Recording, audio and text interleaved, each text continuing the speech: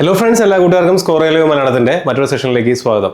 Assistant loco pilot 2026 notification date ഔട്ടായിട്ടാണ്. Notification എന്ന് വരും എന്നുള്ള കാര്യത്തിൽ നമുക്കൊരു തീരുമാനമായിരിക്കുകയാണ്. മെയ് 15 നോട്ടിഫിക്കേഷൻ വരുന്നത്. ഇത്തവണ 11,127 ഒഴിവുകളിലേക്കാണ് ലോക്കോ പൈലറ്റ് എക്സാം വിളിച്ചിട്ടുള്ളത്. നിങ്ങൾ മനസ്സിലാക്കേണ്ട കാര്യം, കഴിഞ്ഞ വർഷം 9,970 വാക്കൻസീസ് ആണ് ഉണ്ടായിരുന്നത്. ഇത്തവണ അതിനേക്കാൾ കൂടുതൽ ഒഴിവുകളിലേക്കാണ് RRB വിളിച്ചിട്ടുള്ളത്. അപ്പോൾ ഈ പരീക്ഷയെ പറ്റി ആദ്യമായിട്ട് കാണുന്ന അല്ലെങ്കിൽ കേൾക്കുന്ന അറിയുന്ന കുട്ടികളുണ്ടെങ്കിൽ അവർക്ക് വേണ്ടിയിട്ടാണ് ഞാൻ ഈ വീഡിയോ ചെയ്യുന്നത്. എന്താണ് ഈ പരീക്ഷയുടെ സ്വഭാവം, എങ്ങനെയാണ് നിങ്ങൾ അതിനെ അപ്ലൈ ചെയ്യേണ്ടത്, എന്തൊക്കെയാണ് ഇതിന്റെ സാധ്യതകൾ തുടങ്ങിയ കാര്യങ്ങളൊക്കെ നമ്മൾ ഈ വീഡിയോയിൽ ഡിസ്കസ് ചെയ്യുന്നുണ്ടായിരിക്കും. തുടക്കം തൊട്ട് ശ്രദ്ധയോടെ കേട്ടിരിക്കുക. അപ്പോൾ അസിസ്റ്റന്റ് ലോക്കോ പൈലറ്റ് എക്സാം 2026 പരീക്ഷയെ അറിയാം, അതാണ് ഈ സെഷനിലൂടെ നമ്മൾ മനസ്സിലാക്കാനായിട്ട് ഉദ്ദേശിക്കുന്നത്. ഓക്കെ, അപ്പോൾ ആദ്യം ഞാൻ ഇതിനെ പറ്റിയിട്ടൊരു ഗ്ലിംസ് നിങ്ങൾക്ക് പറഞ്ഞു തരാം. എന്താണ് ഈ പരീക്ഷയുടെ ഒരു ഓവർവ്യൂ നമുക്ക് ഈ ഒറ്റ സ്ലൈഡ് കൊണ്ട് തന്നെ മനസ്സിലാക്കിയെടുക്കാൻ ശ്രമിക്കാം. 11,127 ഒഴിവുകളിലേക്കാണ് ഈ പരീക്ഷ ഇത്തവണ വിളിച്ചിട്ടുള്ളത്. നിങ്ങൾ അപ്ലൈ ചെയ്യേണ്ട കുട്ടികളുടെ പ്രായപരിധി എന്ന് പറയുന്നത് 18 വയസ്സ് മുതൽ 30 വയസ്സ് വരെയാണ്. അപ്പം സ്വാഭാവികമായിട്ടും കുട്ടികൾക്ക് സംശയം വരാം അതിന് മുകളിലുള്ളവരുടെ അവസ്ഥ എന്താണെന്നുള്ളത്. ഇവിടെ എഴുതിയിരിക്കുന്ന ഏജിനെ ഞാൻ 3 ഡിവൈഡ് ചെയ്യുന്നു. 18 വയസ്സ് മുതൽ 30 വയസ്സ് വരെയുള്ള ആർക്കാണ് അപ്ലൈ ചെയ്യാൻ പറ്റുന്നത്? അൺറിസർവ്ഡ് EWS കാൻഡിഡേറ്റ്സിന് അപ്ലൈ ചെയ്യാനായിട്ട് പറ്റും. ഇനി നിങ്ങൾ OBC NCLകാരാണെന്നുണ്ടെങ്കിൽ 18 വയസ്സ് മുതൽ 33 വയസ്സ് വരെയുള്ള OBC NCL കുട്ടികൾക്ക്, നോൺ ക്രീമി ലെയർ സർട്ടിഫിക്കറ്റ് ഉള്ള കുട്ടികൾക്ക് ഈ എക്സാമിന് അപ്ലൈ ചെയ്യാനായിട്ട് പറ്റും. 18 വയസ്സ് മുതൽ 35 വയസ്സ് വരെയുള്ള SC ST കുട്ടികൾക്ക് ഈ എക്സാമിന് അപ്ലൈ ചെയ്യാനായിട്ട് പറ്റും. അപ്പോൾ ഇതാണ് ഇതിന്റെ പ്രായപരിധി എന്ന് പറഞ്ഞു കഴിഞ്ഞാൽ നിങ്ങൾ മനസ്സിലാക്കേണ്ട ഒരു കാര്യം എന്ന് പറഞ്ഞു കഴിഞ്ഞാൽ, ജൂലൈ 1, 2026 ഈ പ്രായപരിധികളിൽ എത്തി നിൽക്കുന്ന ആളുകൾക്കാണ് ഈ എക്സാം അപ്ലൈ ചെയ്യാനായിട്ട് പറ്റുക. അപ്പോൾ ഇതാണ് ഇതിന്റെ പ്രായപരിധി എന്ന് പറഞ്ഞു കഴിഞ്ഞാൽ, അതിൽ അൺറിസർവ്ഡ് EWSകാരുടെ പ്രായപരിധിയാണ് 18 തൊട്ട് 30. OBC NCLകാരാണെന്നുണ്ടെങ്കിൽ 18 തൊട്ട് 33, 35 വയസ്സ് വരെയുള്ള SC ST കുട്ടികൾക്കും അപ്ലൈ ചെയ്യാനായിട്ട് പറ്റും. ക്വാളിഫിക്കേഷന്റെ കാര്യത്തിൽ SSLC നിർബന്ധമാണ്. SSLCയുടെ പുറത്ത് നിങ്ങൾക്ക് ITI ഉണ്ടെങ്കിൽ ഈ എക്സാമിന് അപ്ലൈ ചെയ്യാനായിട്ട് പറ്റും. അല്ലെങ്കിൽ ഡിപ്ലോമയോ ബിടെക്കോ ഉള്ള കുട്ടികൾക്ക് ഈ എക്സാമിന് അപ്ലൈ ചെയ്യാനായിട്ട് പറ്റും.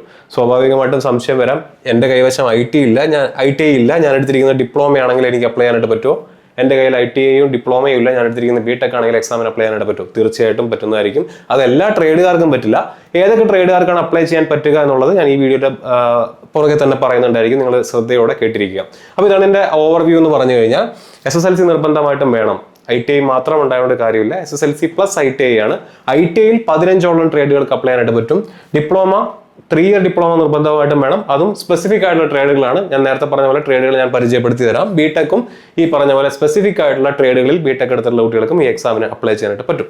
ഇനി എക്സാമിനേഷന്റെ സ്റ്റേജുകൾ എന്ന് പറയുന്നത്, കമ്പ്യൂട്ടർ ബേസ്ഡ് ടെസ്റ്റ് 2 ഉണ്ടായിരിക്കും. അതിന് പുറത്ത് ഒരു കമ്പ്യൂട്ടർ ബേസ്ഡ് ആപ്റ്റിറ്റ്യൂഡ് ടെസ്റ്റും ഉണ്ടായിരിക്കും. ഇതിന് പുറത്ത് ഇതുകൊണ്ട് തീരുന്നില്ല. ഇതിന്റെ പുറത്ത് നിങ്ങൾക്ക് മെഡിക്കൽ എക്സാമിനേഷനും അതുപോലെ തന്നെ ഡോക്യുമെന്റ് വെരിഫിക്കേഷനും ഉണ്ടായിരിക്കും. ഇതിനെ സെപ്പറേറ്റ് സ്റ്റേജുകളായിട്ട് തന്നെ കാണേണ്ട ആവശ്യകതയുണ്ട്. പ്രത്യേകിച്ച് അസിസ്റ്റന്റ് ലോക്കോ പൈലറ്റ് എക്സാം എന്ന് പറഞ്ഞു കഴിഞ്ഞാൽ മെഡിക്കലി ഫിറ്റ് ആയിട്ടുള്ള ആളുകൾക്ക് പറഞ്ഞിട്ടുള്ള ജോലിയാണ്. അത് അവർ കൃത്യമായിട്ട് നോക്കും. നിങ്ങളുടെ എല്ലാ മെഡിക്കൽ ഫിറ്റ്നസ് അത്രയും സ്ട്രിക്റ്റ് ആയിട്ട് നോക്കുന്ന ഒരു ജോലിയാണ് അസിസ്റ്റന്റ് ലോക്കോ പൈലറ്റ്. അപ്പോൾ അതുകൂടെ നിങ്ങളൊന്ന് മനസ്സിലാക്കി വെക്കുക. ഇനി ഫീസ് വരുന്നത് 500 രൂപയും 250 രൂപ, 2 എമൗണ്ട് ഞാനിവിടെ എഴുതിയിട്ടുണ്ട്. കുറച്ച് പേർക്ക് 500 രൂപയും കുറച്ച് പേർക്ക് 250 രൂപയാണ്. അത് ആർക്കൊക്കെയാണെന്നുള്ളത് നമുക്ക് നോക്കാം. അപ്പോൾ 500 രൂപ അടയ്ക്കേണ്ട കുട്ടികൾ എന്ന് പറഞ്ഞു കഴിഞ്ഞാൽ, ഈ ഫസ്റ്റ് കാറ്റഗറിയിലുള്ള ആളുകൾക്കാണ് 500. ഫസ്റ്റ് കാറ്റഗറിയിൽ പ്രത്യേകിച്ച് ഒന്നും പറഞ്ഞിട്ടില്ല ഒന്നായിരിക്കും. നമുക്ക് 250 അടയ്ക്കേണ്ട ആൾക്കാരെ നോക്കാം. 250 അടയ്ക്കേണ്ടാത്ത ആളുകളെല്ലാം എത്ര അടയ്ക്കണം? 500 അടയ്ക്കണം. 250 ആർക്കൊക്കെയാണ് അടയ്ക്കാൻ പറ്റുന്നത്? നിങ്ങൾ SC കമ്മ്യൂണിറ്റിയിൽപ്പെട്ട ആളുകൾ, ST കമ്മ്യൂണിറ്റിയിൽപ്പെട്ട ആളുകൾ, ex serviceman, female candidates, transgender candidates, minority കമ്മ്യൂണിറ്റിയിൽപ്പെട്ട ആളുകൾ, EBC എക്കണോമിക്കലി ബാക്ക്വേർഡ് ക്ലാസ്സിൽ പെടുന്ന ആളുകൾക്ക് എക്സാമിന് അപ്ലൈ ചെയ്താൽ മതി, അല്ലെങ്കിൽ എത്ര രൂപ അടച്ചാൽ മതി? 250 രൂപ അടച്ചാൽ മതി. ഈ പൈസ നിങ്ങൾ 1ാം ഘട്ട പരീക്ഷ അറ്റൻഡ് ചെയ്ത് കഴിഞ്ഞാൽ കംപ്ലീറ്റ് ആയിട്ട് എന്ത് ചെയ്യുന്നതായിരിക്കും? റീഫണ്ട് ചെയ്യുന്നതായിരിക്കും. നിങ്ങൾ ഏത് അക്കൗണ്ടിൽ നിന്നാണോ പൈസ അടയ്ക്കുന്നത്, ആ പൈസ അടയ്ക്കുന്ന അക്കൗണ്ടിലേക്ക് നിങ്ങൾ എക്സാം അറ്റൻഡ് ചെയ്യുന്ന സമയത്ത് നിങ്ങൾക്ക് 250 രൂപയും ലഭിക്കും. അപ്പൊ തന്നെ കയറുന്നല്ല, സമയം എടുത്തിട്ടായിരിക്കും കയറുക. പക്ഷേ 250 രൂപ നിങ്ങളുടെ അക്കൗണ്ടിലേക്ക് കയറും. പല കുട്ടികളും പൈസ തിരിച്ച് കിട്ടിയിട്ടില്ല എന്ന് പറഞ്ഞ് കമന്റ് ചെയ്യാറുണ്ട്. കിട്ടിയിട്ടുള്ള ഒരുപാട് ആളുകളുണ്ട്. നിങ്ങൾ കൊടുത്ത അക്കൗണ്ട് നമ്പർ കാര്യങ്ങളൊക്കെ ഒന്നുകൂടെ ക്രോസ് ചെക്ക് ചെയ്യുക, എമൗണ്ട് കയറി കാണും. ഓക്കെ, ഇനി ഈ കാറ്റഗറിയിൽ പെടാത്ത ആളുകളാണ് എത്ര അടയ്ക്കേണ്ടത്? 500 അടയ്ക്കേണ്ടത്. അപ്പൊ നിങ്ങൾ OBC ആണെന്നുണ്ടെങ്കിൽ ചിലപ്പോൾ 500 അടയ്ക്കേണ്ടി വരും. OBC ആണ്, പക്ഷെ മൈനോറിറ്റിയിലാണെന്നുണ്ടെങ്കിൽ നിങ്ങൾ മൈനോറിറ്റി ആയതുകൊണ്ട് എത്ര അടച്ചാൽ മതി? 250 അടച്ചാൽ മതി. അപ്പൊ അതെല്ലാം നോക്കി കണ്ട് ചെയ്യുക. ഇവിടെ കൊടുത്തിരിക്കുന്ന എക്കണോമിക്കലി ബാക്ക്വേർഡ് ക്ലാസ് എന്നാണ്. എന്തല്ല OBC എന്നല്ല EBC എന്നാണ് കൊടുത്തിരിക്കുന്നത്. അപ്പോൾ UR EWS OBC കാർക്കൊക്കെ എത്ര അടയ്ക്കേണ്ടി വരും? 500 അടയ്ക്കേണ്ടി വരും. ശ്രദ്ധിക്കേണ്ട കാര്യം, നിങ്ങൾ മൈനോറിറ്റിയിൽ വരികയാണ്, OBC ആണ്, പക്ഷെ മൈനോറിറ്റി ആണെന്നുണ്ടെങ്കിൽ നിങ്ങൾ എത്ര അടച്ചാൽ മതി? 250 അടച്ചാൽ മതി. അപ്പോൾ അതുകൂടെ ഒന്ന് നോക്കി വെക്കുക. അപ്പോൾ ഇതാണ് ഫീസിൻ്റെ കേസ്. ഇനി എലിജിബിലിറ്റി നമുക്ക് എല്ലാവരും നോക്കിക്കാണുന്ന അല്ലെങ്കിൽ എല്ലാവർക്കും അറിയാൻ ആകാംക്ഷയുള്ള ഒരു കാര്യമാണ്, ആർക്കാണ് ഈ പരീക്ഷ അപ്ലൈ ചെയ്യാനായിട്ട് പറ്റുന്നത്? ആ അപ്ലൈ ചെയ്യാൻ ഉള്ള നിങ്ങളുടെ യോഗ്യതയെ 3 ക്രൈറ്റീരിയ വെച്ചുകൊണ്ടാണ് നമുക്ക് നോക്കാനായിട്ട് പറ്റുന്നത്. ഒന്ന് പ്രായം തന്നെയാണ്, ഏത് പ്രായപരിധിയിലുള്ള ആളുകൾ, അത് ഞാൻ ഓൾറെഡി എക്സ്പ്ലെയിൻ ചെയ്ത് കഴിഞ്ഞ കാര്യമാണ്. 2 മെഡിക്കൽ സ്റ്റാൻഡേർഡ് വളരെ ഇമ്പോർട്ടൻ്റ് ആണ്, നമുക്ക് ഡീറ്റെയിൽ ആയിട്ട് നോക്കാം. 3-മത്തെ നിങ്ങളുടെ വിദ്യാഭ്യാസ യോഗ്യത. ഞാൻ നേരത്തെ പറഞ്ഞു 10+ ITI ആണ്, പക്ഷേ ITIയിൽ 15 ട്രേഡുകളുണ്ട്. ഏതൊക്കെയാണ് ട്രേഡ് നമുക്ക് നോക്കാം. ഡിപ്ലോമ 3 ഇയർ ഡിപ്ലോമയാണ്, അതിൽ ഏതൊക്കെ ട്രേഡുകാർക്ക് പറ്റുന്നുള്ളതും ബിടെക് ഏതൊക്കെ ട്രേഡുകാർക്ക് പറ്റുന്നുള്ളതും നമുക്ക് നോക്കാം. അപ്പോൾ ഇതാണ് നമ്മൾ ഇനി ഓരോന്നോരോന്നായിട്ട് നോക്കാനായിട്ട് പോകുന്നത്. ആദ്യം പ്രായം തന്നെയാണ്. പ്രായത്തിൻ്റെ കാര്യം ഞാൻ ഓൾറെഡി പറഞ്ഞു, 18 വയസ്സ് മുതൽ 30 വയസ്സ് വരെയാണ്. എന്നാൽ ഏജ് റിലാക്സേഷൻ എലിജിബിൾ ആയിട്ടുള്ള കുട്ടികളുണ്ട്. SC ST ആണെന്നുണ്ടെങ്കിൽ 5 വർഷം, OBC കാരാണെന്നുണ്ടെങ്കിൽ 3 വർഷമൊക്കെ ഏജ് റിലാക്സേഷൻ എലിജിബിൾ ആണ്. ഇതിന് പുറത്ത് ഏജ് റിലാക്സേഷൻ ഉള്ള ആളുകളുണ്ട്, പ്രത്യേകിച്ച് എക്സ് സർവീസ്മാന് സെപ്പറേറ്റ് തന്നെ വേക്കൻസി ചാർട്ടാണ്, സെപ്പറേറ്റ് തന്നെ റിസർവേഷൻ കോട്ടയും കാര്യങ്ങളെല്ലാം ഉണ്ട്. അപ്പോൾ അത് സെപ്പറേറ്റ് ആയിട്ടൊരു കാറ്റഗറി ആയിട്ടാണ് വരുന്നത്. അതുപോലെ തന്നെ ലീഗലി സെപ്പറേറ്റഡോ ഡിവോഴ്സ്ഡോ വിഡോയോ ആയിട്ടുള്ള സ്ത്രീകൾക്ക് ഏജ് റിലാക്സേഷൻ ഇതിന് പുറമേ ഉണ്ട്. അപ്പോൾ അതൊക്കെ നമുക്ക് നോട്ടിഫിക്കേഷൻ വന്നതിന് ശേഷം ഡീറ്റെയിൽ ആയിട്ട് ഞാൻ എന്തായാലും ഡിസ്കസ് ചെയ്യുന്നുണ്ടായിരിക്കും. ഇപ്പോൾ നമുക്ക് നോർമലി അറിയാവുന്ന ഡാറ്റ വെച്ചിട്ടുള്ള ഒരു എക്സ്പ്ലനേഷൻ വീഡിയോ ആണിത്. നിങ്ങളൊന്ന് ഒരു ഓവർവ്യൂവിന് വേണ്ടി ഇത് മനസ്സിലാക്കി വെക്കുക. നോട്ടിഫിക്കേഷൻ മെയ് 15-നാണ് നമ്മൾ അപ്ലിക്കേഷൻ വിൻഡോ സ്റ്റാർട്ട് ചെയ്യുന്നത്. മെയ് 15-ന് അപ്ലിക്കേഷൻ വിൻഡോ സ്റ്റാർട്ട് ചെയ്യാന്ന് പറയുമ്പോൾ മെയ്യുടെ 2nd വീക്കിൽ ആദ്യം തന്നെ നമുക്ക് എന്ത് എക്സ്പെക്ട് ചെയ്യാം? ഈ പറഞ്ഞ പോലെ നോട്ടിഫിക്കേഷൻ എക്സ്പെക്ട് ചെയ്യാം. നോട്ടിഫിക്കേഷൻ വരുന്ന സമയത്ത് എവിടെയാണ് നിങ്ങൾ അപ്ലൈ ചെയ്യേണ്ടത്, എവിടെയാണ് ഒഴിവുകൾ കൂടുതലുള്ളത്, അപ്ലൈ ചെയ്യേണ്ട സമയത്ത് ശ്രദ്ധിക്കേണ്ട കാര്യങ്ങൾ എന്തൊക്കെയാണ്, എന്തൊക്കെ ഡോക്യുമെന്റ്സ് ആണ് അപ്ലൈ ചെയ്യേണ്ട സമയത്ത് നിങ്ങളുടെ കയ്യിൽ വേണ്ടത്, തുടങ്ങിയ എല്ലാ കാര്യങ്ങളും നമ്മുടെ ചാനലിൽ നമ്മൾ വീഡിയോസ് ആയിട്ട് ചെയ്യുന്നുണ്ടായിരിക്കും. നമ്മുടെ ചാനൽ ആദ്യമായിട്ട് കാണുന്ന കുട്ടികൾ എന്ത് ചെയ്യുക, ഈ ചാനൽ കൃത്യമായിട്ട് ഫോളോ ചെയ്യുക. നമ്മുടെ സ്കോർ റെയിൽവേ മലയാളത്തിൻ്റെ ടെലഗ്രാം ചാനൽ, അതിനകത്തൊരു ചാറ്റ് റൂമുണ്ട്, നിങ്ങൾക്ക് അവിടെ ഡൗട്ടുകൾ ചോദിക്കാവുന്നതാണ്. നമ്മുടെ ഈ പറയുന്ന ഓഫീസിലെ ആളുകളായിട്ട് നിങ്ങൾക്ക് കോൺടാക്ട് ചെയ്യാവുന്നതാണ്. അപ്പോൾ അതെല്ലാം കൃത്യമായിട്ട് ഫോളോ ചെയ്യാനും റെയിൽവേയുടെ എല്ലാ അപ്ഡേറ്റുകളും നിങ്ങൾക്ക് അവിടെ ലഭ്യമാവുന്നതായിരിക്കും. അത് ഏറ്റവും വേഗത്തിൽ ഏറ്റവും കൃത്യതയോടുകൂടെ, അതാണ് ഏറ്റവും ഇമ്പോർട്ടൻ്റ് ആയിട്ടുള്ള കാര്യം. നമുക്ക് അപ്ഡേറ്റുകൾ വെറുതെ എന്തെങ്കിലും തരികയല്ല ചെയ്യുന്നത്, ഏറ്റവും ആദ്യം ഏറ്റവും കൃത്യതയോടുകൂടെ വ്യക്തമായിട്ടുള്ള അപ്ഡേറ്റുകൾ തരുന്ന ഒരു ചാനലാണ്. നിങ്ങൾക്ക് ട്രസ്റ്റ് ചെയ്യാവുന്നതാണ്, ഫോളോ ചെയ്യാവുന്നതാണ്. ഓക്കെ, അപ്പോൾ ഇത് ഒന്ന് മനസ്സിലാക്കി വെക്കുക ഏജിൻ്റെ കാര്യത്തിൽ. ഇനി മെഡിക്കൽ സ്റ്റാൻഡേർഡ് ഞാൻ നേരത്തെ പറഞ്ഞു, A1 ആണ് നമ്മുടെ മെഡിക്കൽ സ്റ്റാൻഡേർഡ് വരുന്നത്. എന്താണ് A1? അപ്പോൾ ആദ്യമായിട്ട് കാണുന്ന കുട്ടികൾ നിങ്ങൾ മനസ്സിലാക്കി വെക്കേണ്ട കാര്യം, റെയിൽവേയുടെ പരീക്ഷകളിൽ നമുക്ക് മെഡിക്കൽ സ്റ്റാൻഡേർഡ്സിനെ 3 കാറ്റഗറികളായിട്ട് അവർ തരംതിരിക്കുന്നുണ്ട്. എന്തൊക്കെയാണത്? A, B, C. A എന്ന് പറയുന്ന കാറ്റഗറിയിൽ വരുന്നതാണ് A1, A2, A3. അതായത് A എന്ന് പറയുന്ന കാറ്റഗറിയിൽ തന്നെ 3 ഡിവിഷൻസ് ഉണ്ട്. B എന്ന് പറയുന്ന കാറ്റഗറിയിൽ B1, B2. C എന്ന് പറയുന്ന കാറ്റഗറിയിൽ C1, C2. ഇങ്ങനെ മെഡിക്കൽ സ്റ്റാൻഡേർഡ്സ് വരുന്നുണ്ട്. ഇതിൽ നിങ്ങൾ മനസ്സിലാക്കേണ്ട കാര്യം, A1 എന്ന് പറഞ്ഞു കഴിഞ്ഞാൽ ഏറ്റവും ടോപ്പ് മോസ്റ്റ് പ്രയോറിറ്റിയാണ്. നിങ്ങൾ അത്രമാത്രം മെഡിക്കലി ഫിറ്റ് ആയിട്ടുള്ള ആളാണെന്നുണ്ടെങ്കിലാണ് നിങ്ങൾ A1 എന്ന് പറയുന്ന കാറ്റഗറിയിൽ വരുള്ളൂ.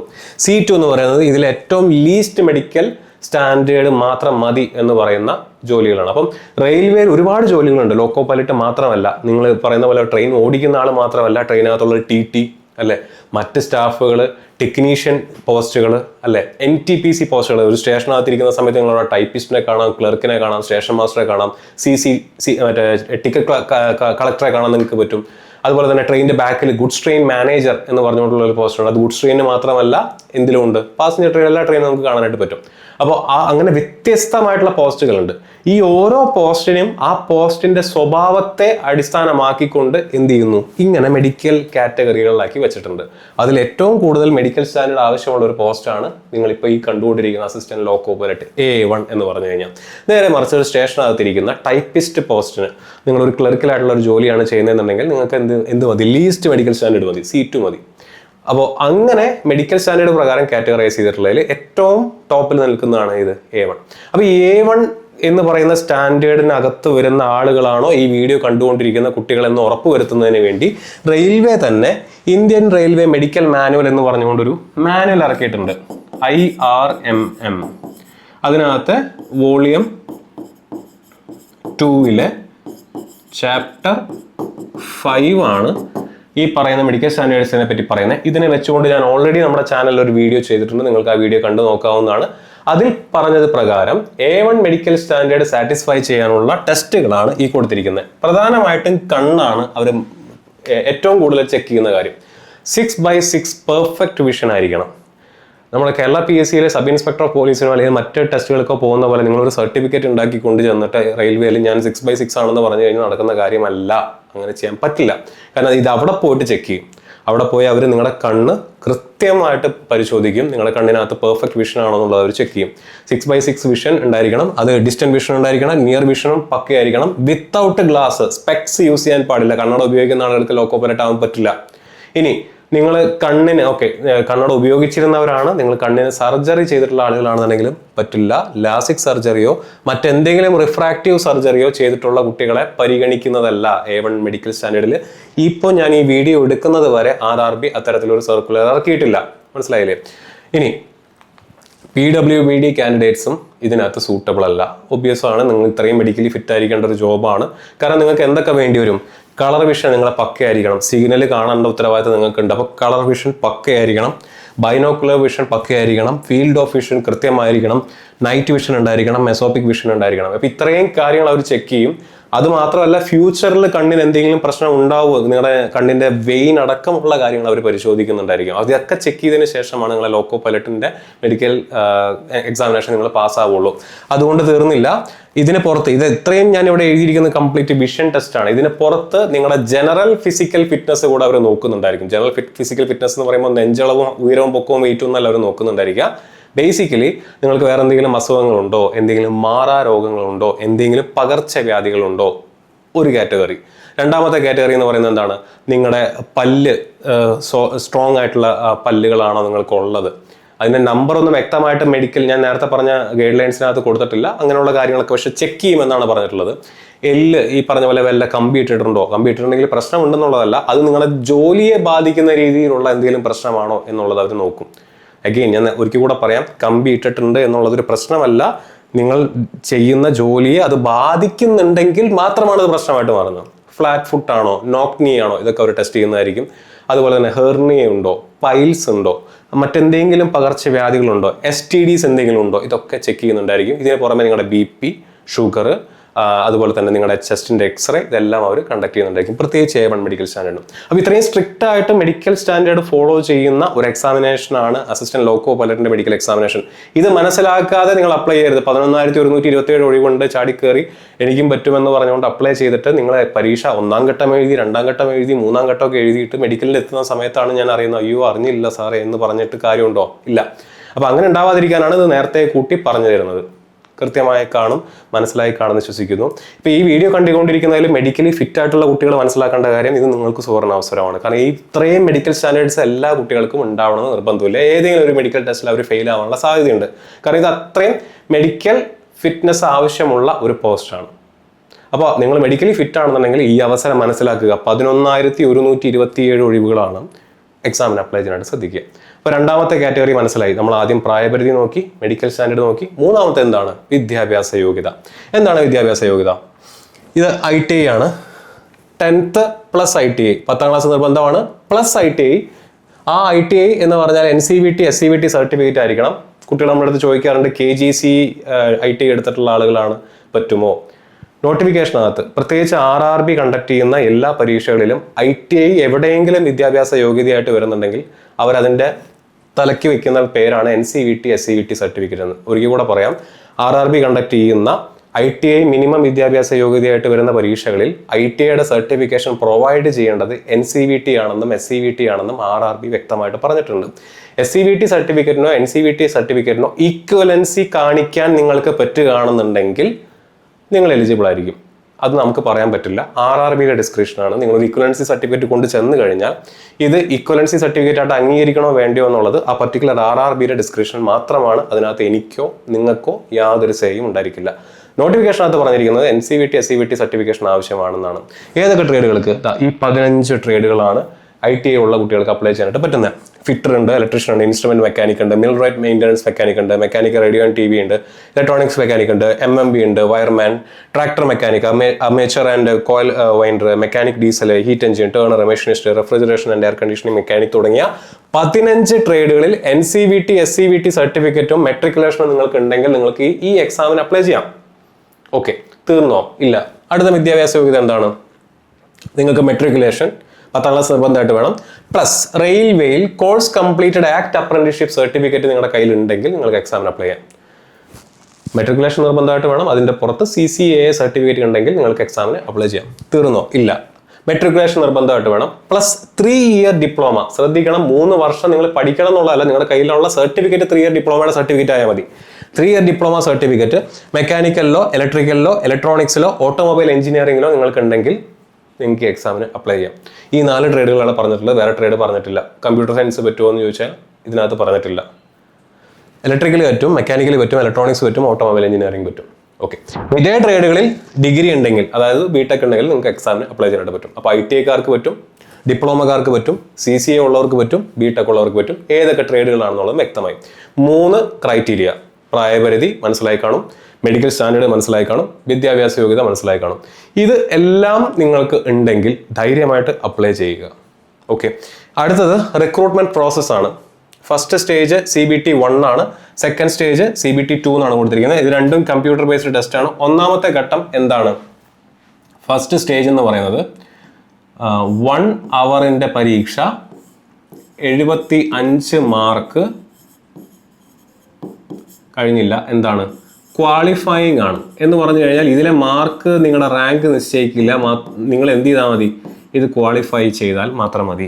ഇതാണ് CBT 1ന്റെ അവസ്ഥ. CBT 1ൽ നിന്നും വേക്കൻസിയുടെ 15 മടങ്ങ് ആളുകളെ, എത്ര മടങ്ങാണ്? 15 മടങ്ങ് ആളുകളെ സെക്കൻഡ് സ്റ്റേജ് CBT 2 എഴുതിപ്പിക്കും. Second stage CBT 2 എഴുതിപ്പിക്കും.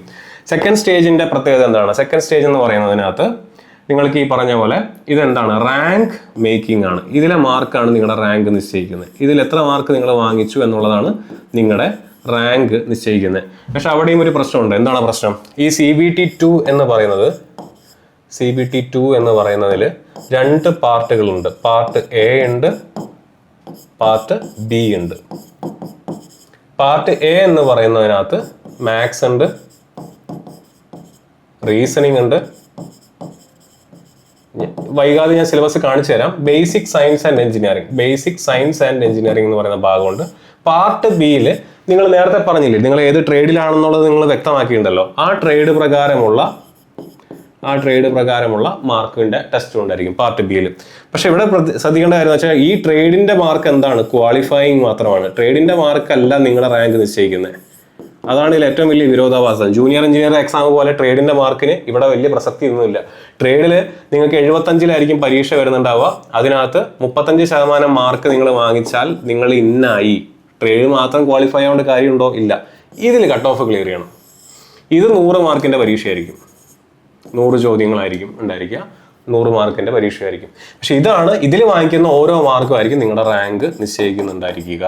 അതാണ് CBT 2ന്റെ പ്രത്യേകത. CBT 2ലാണ് ടെക്നിക്കൽ അല്ലെങ്കിൽ ട്രേഡ് വരുന്നത്. പക്ഷെ ട്രേഡിന്റെ മാർക്ക് അവിടെയും ക്വാളിഫയിങ് ആണ്.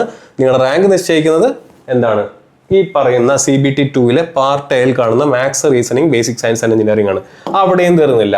റാങ്ക് കംപ്ലീറ്റ്ലി ഇതിനെയാണോ ഡിപ്പെൻഡ് ചെയ്യുന്നത്? അല്ല. റാങ്കിന്റെ 70% മാർക്ക് മാത്രമാണ് ഇതിനെ ഡിപ്പെൻഡ് ചെയ്യുന്നത്. ബാക്കി 30% എവിടെയാണ്? ബാക്കി 30% 3ാം ഘട്ടത്തിലെ ഈ കമ്പ്യൂട്ടർ ബേസ്ഡ് ആപ്റ്റിറ്റ്യൂഡ് ടെസ്റ്റിനാണ് പോയത്. അപ്പോൾ സെക്കൻഡ് സ്റ്റേജ് CBT 2ൽ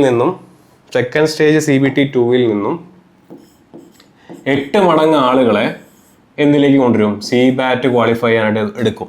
ഈ CBAT എന്ന് പറയുന്നത് കമ്പ്യൂട്ടർ ബേസ്ഡ് ആപ്റ്റിറ്റ്യൂഡ് ടെസ്റ്റിനകത്ത് നിന്ന് നിങ്ങൾ എത്ര മാർക്കാണോ വാങ്ങിക്കുന്നത് അതിന്റെ 30%, അതിന്റെ 30% അല്ല, ആ മാർക്കിന് ടോട്ടൽ മാർക്കിൽ 30% വെയിറ്റേജ് ഉണ്ട്. ബാക്കി 70% വെയിറ്റേജ് ഇവിടെയാണ് വരുന്നത്. ഇതുകൂടെ കഴിഞ്ഞിട്ടായിരിക്കും ഇതിന്റെ വേക്കൻസിയുടെ അത്രയും നമ്പർ ആളുകളെ നിങ്ങൾ എന്തിലേക്ക് ക്വാളിഫൈ ചെയ്യുക? ഡോക്യുമെന്റ് വെരിഫിക്കേഷനും പിന്നെ മെഡിക്കൽ എക്സാമിനേഷനും വേണ്ടി ക്വാളിഫൈ ചെയ്യുന്നുണ്ടായിരിക്കും. ഇത്രയും സ്റ്റേജുകൾ പാസ്സായി കഴിഞ്ഞാൽ നിങ്ങൾക്ക് ജോലി കിട്ടും. പറയുമ്പോൾ എളുപ്പമാണ്, പക്ഷെ ഇതൊരു ലോങ് പ്രോസസ്സാണ്.